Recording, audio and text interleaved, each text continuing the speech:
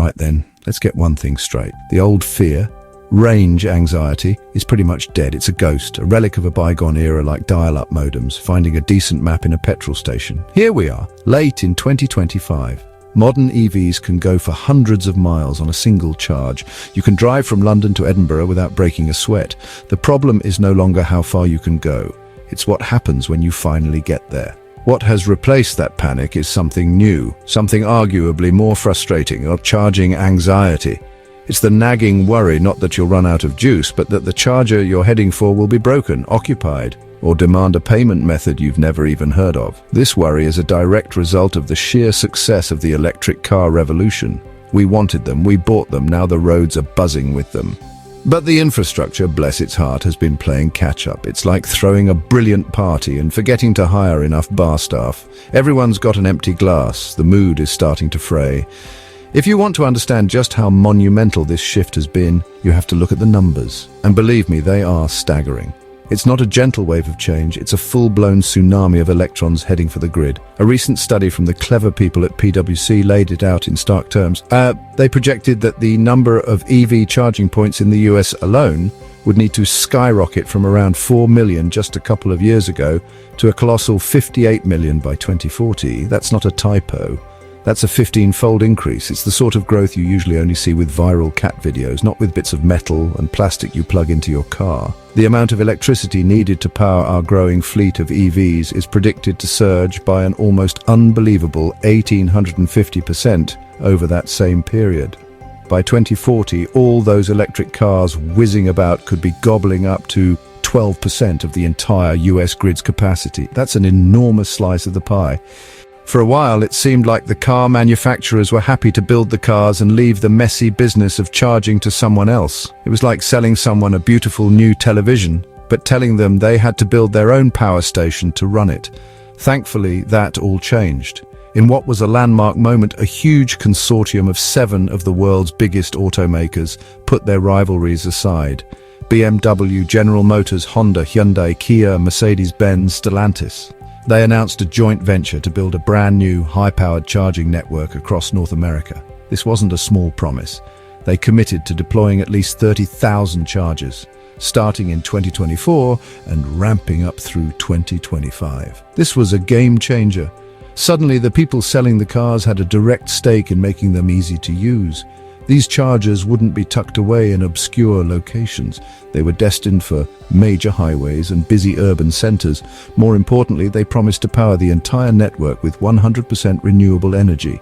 That addressed a major criticism of EVs, that they are only as clean as the electricity that powers them. We're not just building cars, we're building a clean, sustainable ecosystem to support them. You simply cannot talk about EV charging in 2025 without talking about Tesla.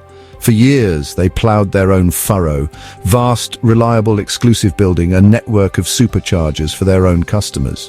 While other brands were still figuring out battery suppliers, Tesla was building a moat.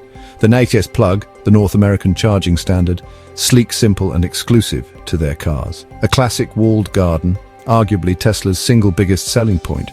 Superchargers became the gold standard. Fast, dependable, plentiful. It solved the range anxiety for Tesla owners long before anyone else. Then Tesla tore down the walls. They made NACS an open standard. They started fitting superchargers with adapters. The magic dock, a Tesla NACS connector clicking into the port of a Ford Mustang Mach-E at a supercharger. This was followed by a stampede. Ford, GM, Rivian, a domino effect. For all the talk of grand strategies and corporate alliances, the real test is on a wet Tuesday in a supermarket car park. It's the real world where the human element shows up, and it's not always pretty. Even in late 2025, with all our progress, day-to-day charging can still feel like a lottery. The most common complaint is simple: broken chargers. You used an app, you found a charger, you arrived with 10% battery, then a blank screen or an out-of-service message. It can turn EV fans into grumbling cynics. Then there's the queuing. EV adoption has surged, so have waiting times at popular hubs, especially on bank holidays. New networks are adding capacity, but can't keep pace with the flood of new EVs. That creates a quiet forecourt etiquette, a polite, tense dance. And payments are bewildering. For years you needed a phone full of apps, one for each network with different payment details. It was a mess. While the drama of public fast charging often grabs the headlines, the quiet revolution has been happening much closer to home. For the vast majority of EV owners, the primary filling station is their own driveway or garage. The convenience of plugging in overnight and waking up to a full tank every morning is one of the best things about owning an electric car. This trend has only accelerated. By 2025, home charging has become the undisputed king, accounting for the lion's share of all electricity delivered to EVs. It's cheaper, more convenient, and puts far less strain on the grid, as cars can sip electricity slowly over many hours during off-peak times. Recognizing this, governments and companies have poured resources into making home charging easier and more accessible.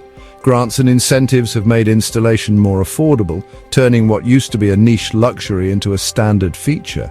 These aren't just simple sockets either. Modern home chargers are smart devices. They can be scheduled to charge only when electricity is cheapest. They can be controlled from your phone, and they can monitor your energy usage. This shift has turned the home into a personal energy hub, fundamentally changing our relationship with our cars and the power they consume. The car is no longer just a vehicle. It's an appliance you charge, like a phone or a laptop. The second pillar of this private charging boom is the workplace. As more people commute in EVs, employers have recognized that offering charging at the office is a powerful perk. It's a way to attract and retain talent, and it demonstrates a commitment to sustainability. Just as the charging landscape is maturing, a new wave of technology is arriving to make it even smarter and more seamless. The most significant of these is plug and charge. It's a beautifully simple idea that eliminates the final layer of faff, payment. With plug and charge, the car and the charger communicate directly and securely. You just plug in, the system automatically identifies your vehicle. It builds the account you have on file. No apps, no credit cards, no RFID fobs. It's the closest the EV world has come to the sheer simplicity of the Tesla Supercharger experience, but as an open standard that can work across different car brands and charging networks.